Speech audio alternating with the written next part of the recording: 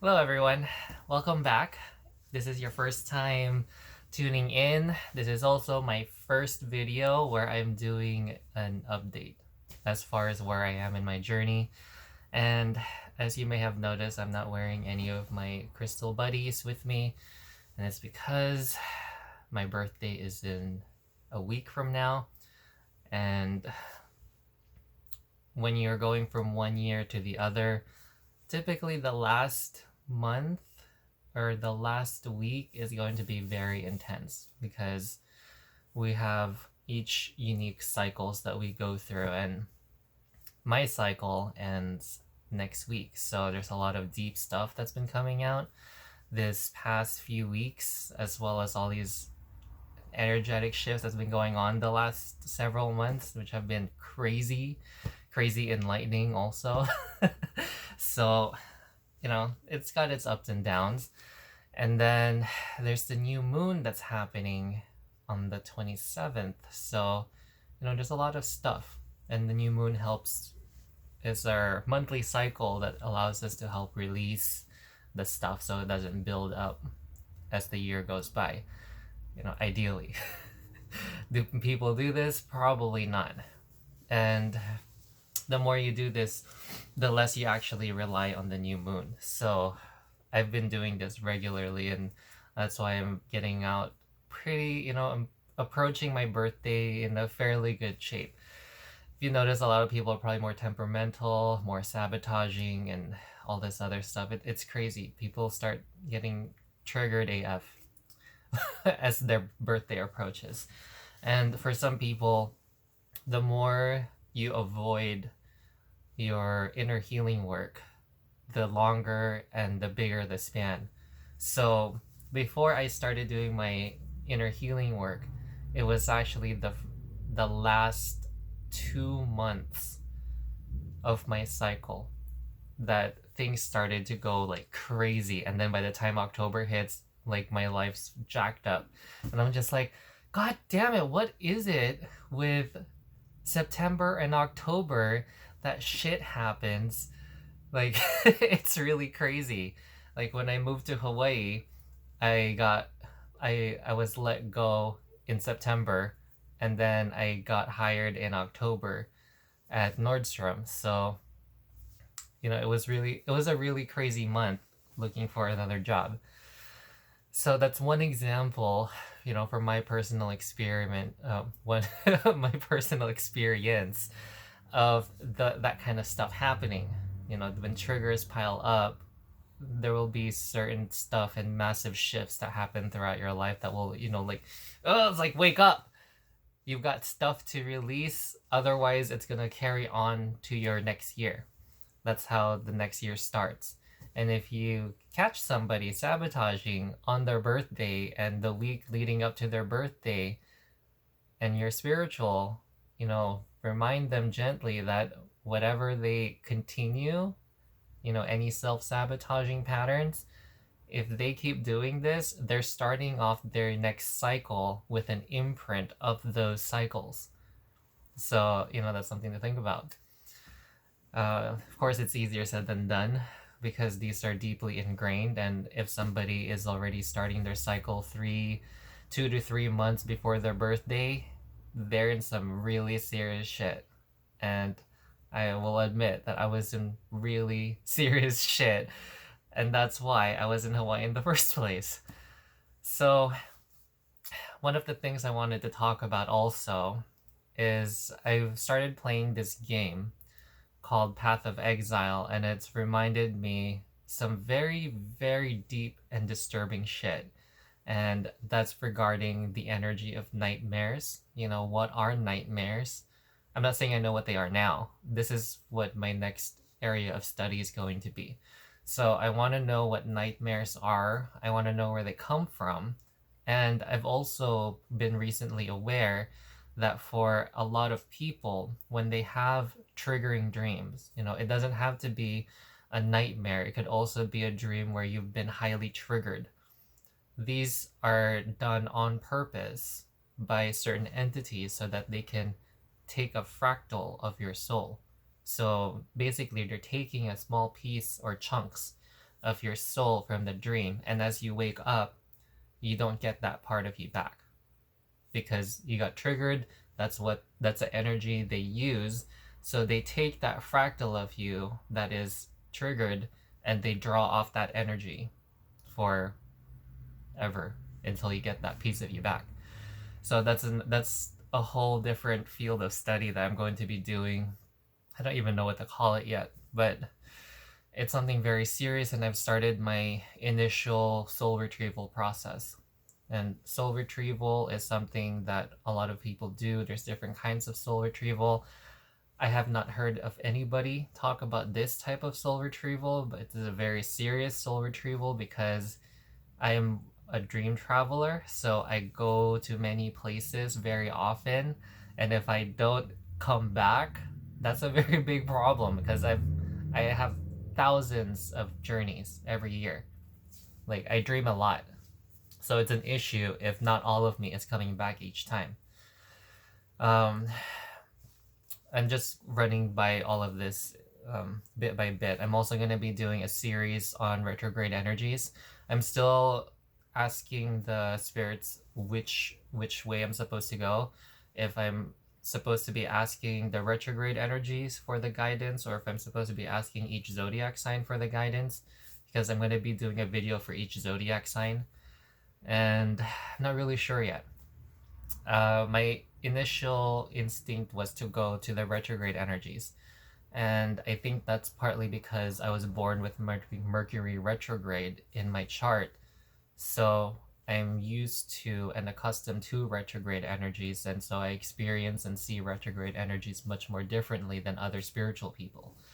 It's not something scary, it's not something, this or that, it's not something to diminish or avoid. It's something that is actually very empowering. So, I'm not sure what I'm going to do with that yet, but I will be making it soon because the Mercury retrograde starts next week. Another topic that I've been thinking about a lot of is the nature of narcissism and victimhood. And while I was showering one night, I realized that there are actually two sides of the same coin. And I'm like, oh, narcissism, victimhood. I'm just seeing how the energies work. And I'll be making a video on that. That'll be my next video probably after this one. And let's see. There's a whole bunch of different topics that I want to make videos on. So it's just a matter of prioritizing which one I want to do first, which is more important. I've been seeing a lot of messages and beads and people talking about like narcissism, and I've also recently gone through a relationship that the other person had narcissistic tendencies. So that's something that I was reminded of when I watched the movie Maleficent. And if you haven't watched Maleficent, she's a Disney villain. Classically, she's a Disney villain who is highly narcissistic. So you can imagine all the stuff that has been stirred up after I watched that movie. It's a beautiful movie, by the way. So I want to do a video on narcissism now. It's something that I see a lot of people do, and I've watched many videos on YouTube from different spiritual people about narcissism, and a lot of them don't want to go to the root of it. I see them skirting around the edges of narcissism, how to fight narcissism, how to avoid narcissism, all of this stuff, how to accept narcissism. But narcissism is something, well, it's for a different topic. I can talk about it for a while. So let's see, narcissism. What other things did I want to talk about? Oh, there's a whole bunch of other updates I wanted to get to. So it's been a while. I've been wanting to make an update video for a very long time to help document my spiritual journey. And it's been several months in, and this is the first one. So you can imagine, as somebody who researches this on a daily, that there's a lot of research that I have yet to publicize and tell people about. So one of the major ones, so this is getting into the meat and potatoes of the video. I have finally seen what this holistic paradigm, which I previously called Project Nanyayurveda, has all come together now, and it's now called Ætherics. So Ætherics, the spiritual version of physics, right? I'm using my left and right hand on purpose here. Right hand, external, right, yang, science, external, physical world. Then you have yin, left hand, where you have spirituality. So the science of the internal realm, spirituality and all this other stuff, Ætherics, it's genius. And I'm like, man, I was like, why don't I just use physics as an example? How did they come up with the word physics? Okay, so they took the word physical and they rooted it from the Greek word physikos, and then they took physic and added an S. So I'm like, okay, why don't I just do that for what would the spiritual equivalent be? And that would be ether. Even scientists in the past used the word ether for this type of energy field and stuff that physics sees but doesn't comprehend. So ether, etheric, okay, that makes sense. So let's just add an S. So Ætherics. And I use the ash for Ætherics. Ash is a letter that we used to have but no longer carry.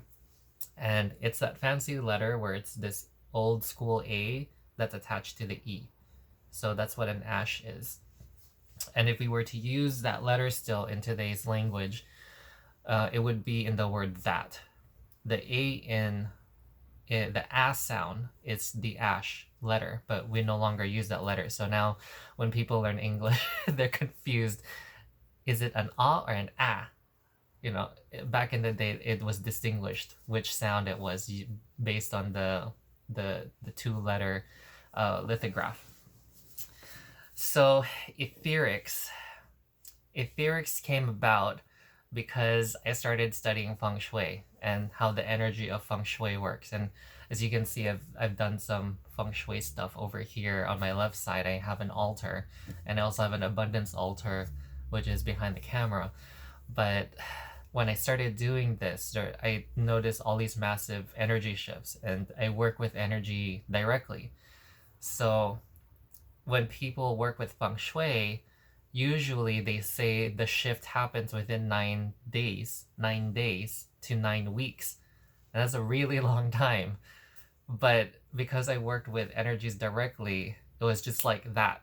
I was like, holy crap, this is crazy. Like, I started doing tests about Feng Shui immediately, and I was watching a Mind Valley video about Feng Shui. And Mind Valley has a lot of good resources on external spirituality, but I'm more interested on the internal stuff. How does this affect us internally in our energetic structure, our chakra system?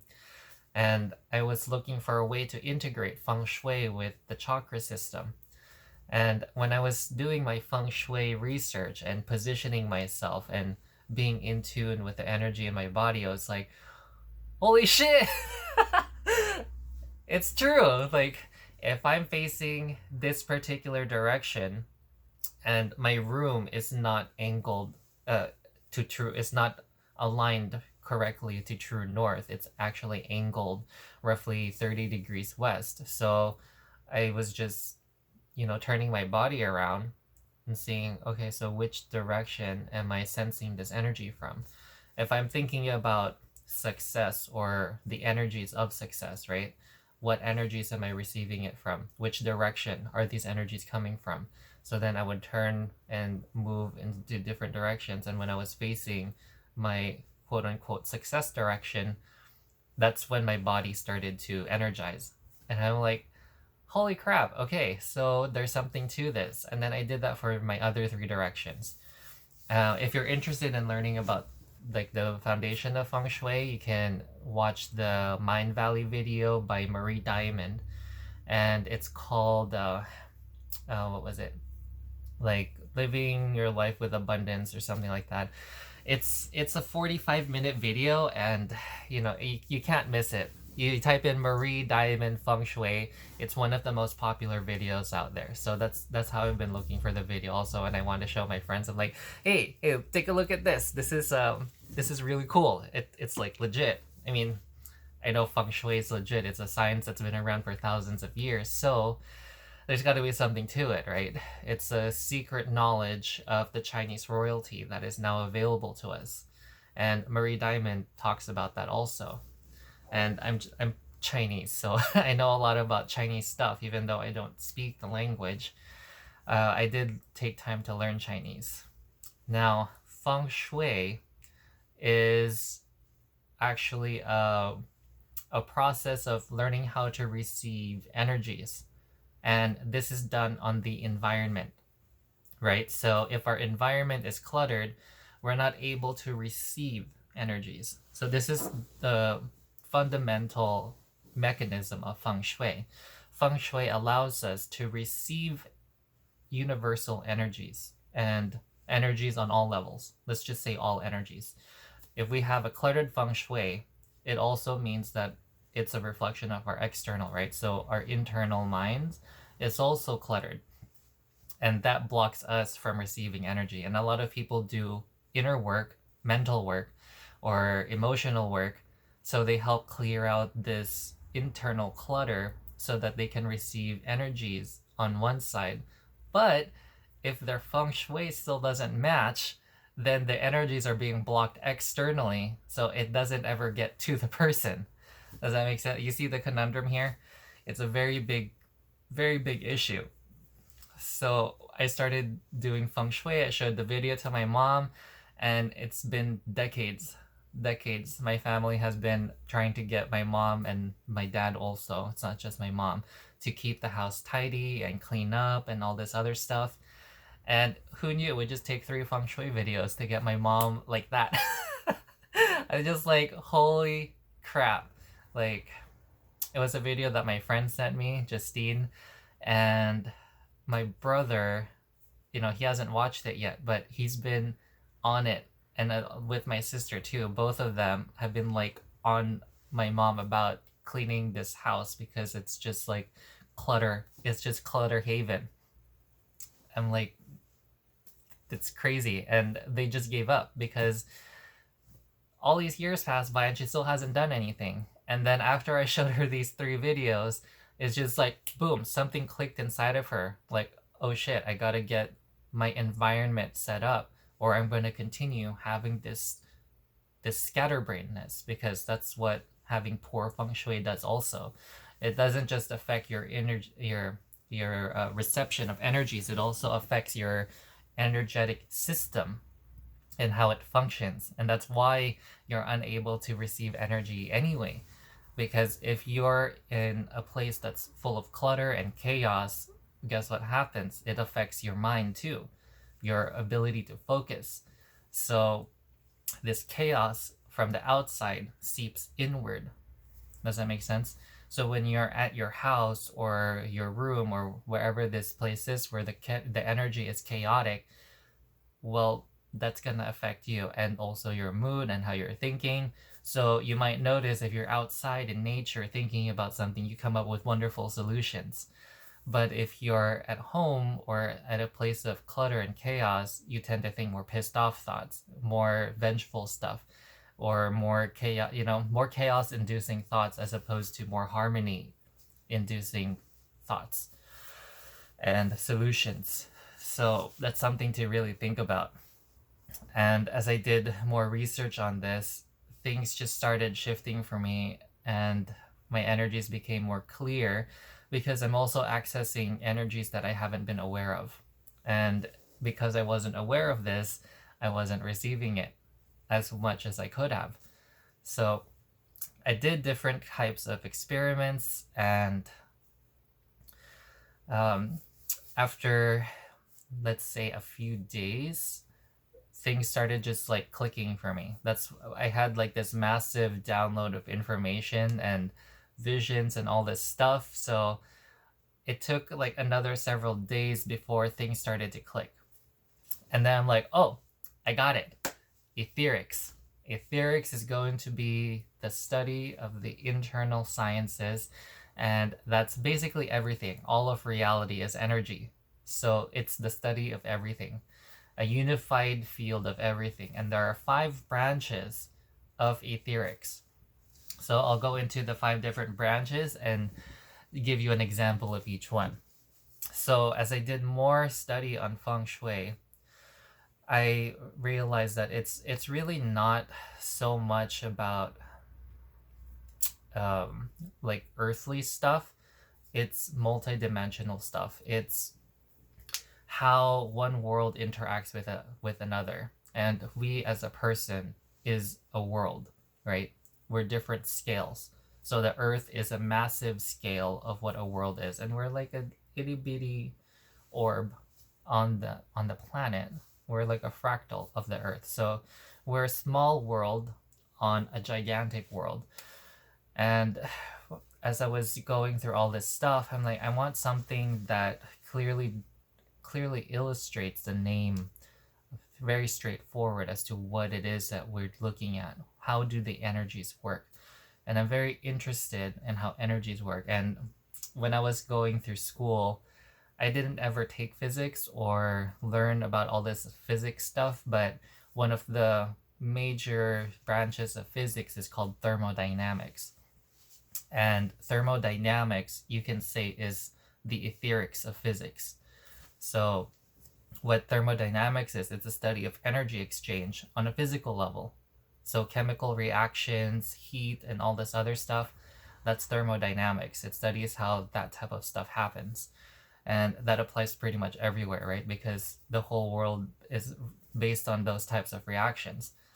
But Ætherics, I was like, there's got to be a way to do all this stuff. So I thought about it for a while, had all this different stuff, and this was all within those several days. Okay, so it wasn't that long. It was just a long while, and then it just like clicked. I'm like, oh, geodynamics. That's what it's called. It's the process of how the Earth's energies interact with everything around it. So the Earth in relation to the sun, the zodiac, the solar system in general, and then how we interact with the Earth, all this stuff. So geodynamics. So the branch of geodynamics is one that has Feng Shui, astrology, and some other stuff. I would argue that divination, cartomancy, these types of things all belong to that field of geodynamics. And why is that? Because it's based on the external energies that were present at the time of our birth. So that's all geodynamics. Now the next one is going to be called psychodynamics. Psychodynamics deals directly with the mind and the heart. Okay? The mind and the heart, and how these energies work with our soul and all this other stuff. How we interact with other people, how the energies flow from our heart to the outside. So psychology, inner healing work, a lot of this major stuff that you hear about, these are all branches of psychodynamics in this setup. Physiodynamics is another branch that governs the physical body. So you have things like yoga, tai chi, and kinesiology, all of these things, naturopathy, witchcraft, Chinese acupuncture, all of these govern the physical dynamics, okay? And physio means nature, so that's where the word physics comes from. So physiodynamics, it's the dynamics of nature, how we interact with the natural world, how our body functions, the natural function of our bodies. This is all going to be addressed in physiodynamics. The next one is going to be called Ætherodynamics. And Ætherodynamics deals with energy. Everything energy related is in Ætherodynamics. So light workers, energy workers, right? These two are pretty much the same thing in what I see and what what I have come to realize, there's really no difference. They're the same thing. A lot of light workers will call themselves an energy worker because that's what they work with, right? What else is in there? This is a very big branch, by the way. It involves so many different things. It's healing. Man, I it's a really big branch, and I can't even think of anything right now. There's several branches that I created that also falls under this category, and one of them is called lightsmithing. Lightsmithing is a process and breakdown of enchantments. So it's a science of applied enchantments, if that's something that you're interested in. And you probably haven't heard about it because, not many people know about it, and not many people still use enchantments nowadays. But I still find it something that's very beneficial. And what lightsmithing does is it helps you have a particular function for a particular duration of time, could be perennial, and for a particular purpose, right? That's the nature of what an enchantment is. So I created a science of enchantment, and I use that often, including with my crystal work. You've probably heard me talk about like the mesh and all that stuff. That's all lightsmithing. The last category is also a big one, and that one's called pneumatodynamics. And pneumatodynamics is the study of spirits and how one spirit interacts with other spirits. So if you look at older traditions like angelology and demonology, then they would fall under this branch of pneumatodynamics. Connecting with the higher self, that's another one.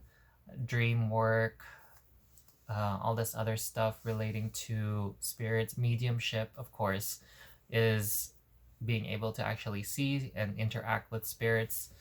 So there's that aspect. And also Christology.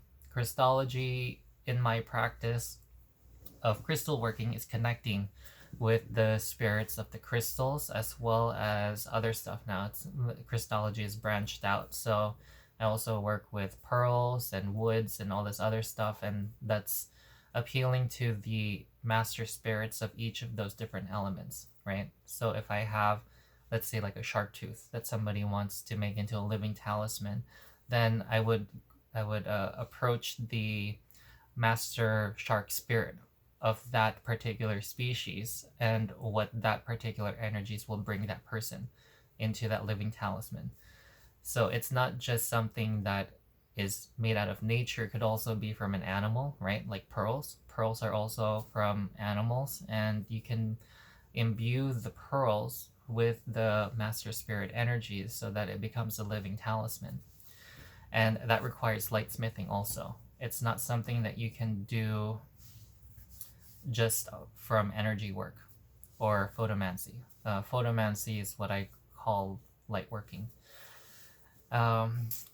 So that covers the 5 branches of Ætherics, and I'm excited to study and move forward with Ætherics because there's a lot of stuff out there that is very important, and I'm going into more chakra work with this, and also this this whole nightmare stuff that I talked about recently, and the triggered dreams aspect, that's going to be part of pneumatodynamics. Soul retrieval, that's right. So soul retrieval is a very, very big and important aspect of inner healing work, and that also falls under pneumatodynamics. Connecting with your higher self as well as your soul journey. So if I'm with a client and they want me to help them through in their session, right, with guidance, I don't just take a look at the energies that their higher self tells me. I also take a look at their current energy now and where it is with their path. Is their energy flow here, but their energy, their soul path is this way. This is where the energy of their soul path is, but they're going this way. Then the higher self is going to be like, if you keep going down this path, you're going to hit a midlife crisis, because the farther you get from your soul. Okay, so this is getting off topic, but this is the true mechanism of a midlife crisis. And a midlife crisis can happen any time of your life. It doesn't have to be at a midlife. It's basically the spiritual awakening or dark night of the soul. So if you continue this way for a long enough time, there will be a point. You can stay here for a very long time and keep diverging. If you diverge far enough, there's a threshold, and then shit will start to happen to, it's like you're hitting the wall, right? It's an invisible cosmic wall of your energies. Your life energies will bounce off and ricochet from this, and this ricochet to get you back into alignment onto your soul path, which may be all the way over here now off the screen. That's where these energies want you to get back to. So that ricocheting aspect is very, very jolting and shocking for the majority of people, and that's why people, they spiral downward and crash. It's an energy that just comes in and shakes their life month after month after month after month. And for some people, if they don't go through their inner healing work, and this is often the case because spirituality still is not very understood in the West, the dark night of the soul, the spiritual community likes to call it, can last for many years. So for mine probably, I would say, was about 4 or 5 years long. It was a long period of time. It was just a lot of stress after a lot of stress, and I didn't know I was going through the dark night of the soul because my cycle was like this. So it was like, oh, it got better. This is more what it was like. So it got better, and then it got worse, and then it got better, and then it got worse, and then each time it got better, it didn't quite get back to where it was before, and then it would crash again. So that's what the process was of the awakening process. It's not a walk in the park. It's not sunshines and rainbows. A spiritual awakening is a very jarring one, and it's just like, for some people it's like a car accident. For some other people it's more like a chronic condition, a very severe chronic condition. Now, let's see, does that cover all of the stuff? Yes, it does. There's a lot of other updates, but this video is getting long, so I will save those updates for another time, because it's a lot. There's only so much information that I can cram in one video before you're like, okay, all right, too much information, I'm done. I'm gonna pause this video or something like that. So thank you for thank you for watching. I hope you were educated in different areas, and I hope you're interested in Ætherics, because that's something that I want to really work on, because what we live in right now is a paradigm of separation. And there's somebody on Mind Valley who's probably the only person on Mind Valley I've ever heard that's the opposite of everybody else. An integrated approach. We're not blowing shit up. We're not throwing shit away. We're not doing any of this crazy shit.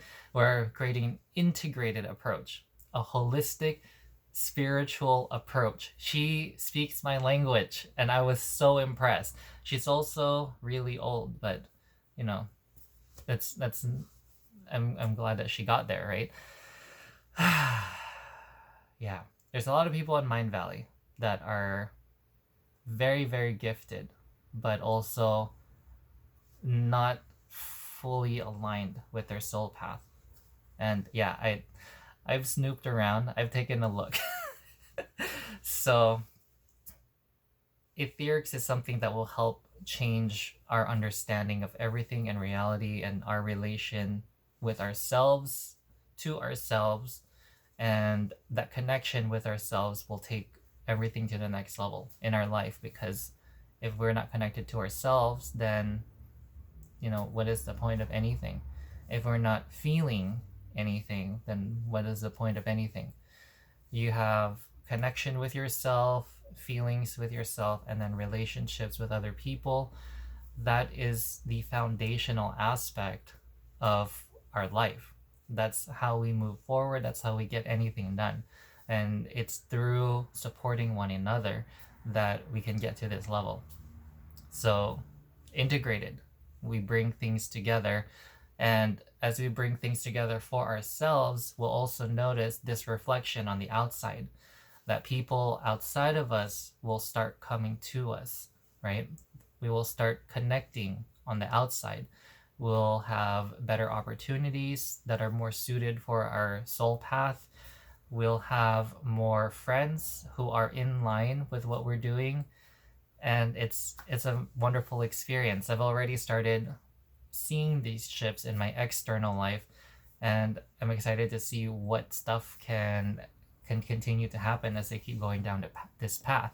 And that's also why I've started making YouTube videos also, because now I'm ready to put myself out there and just go down my soul path of educating people and sharing my journey of how I am creating this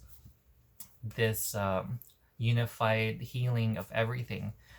And part of the reason of doing this is so that there's also documentation, right? So that there's evidence of how I got to this process, of what my intentions are. So 500 years down the line, I'm not going to be like this next Jesus with all these different religions twisting my words and all that stuff. No, I'm explaining everything clearly in a grounded way, and the process of how I intend to get there. So it's not this magical mysticism thing. I'm not like God or whatever, which I will make a video about also, because there's a very big misunderstanding on what the word God means, and the spiritual community shifted from using the word God. So, lots of stuff. All right, thanks again. Wow, that got off to a tangent very quickly. So I will end it here. Thank you for watching. If you'd like to support me, please subscribe to my channel and also like my video. And I will see you guys around in my next update and my next topic about narcissism. All right, see ya.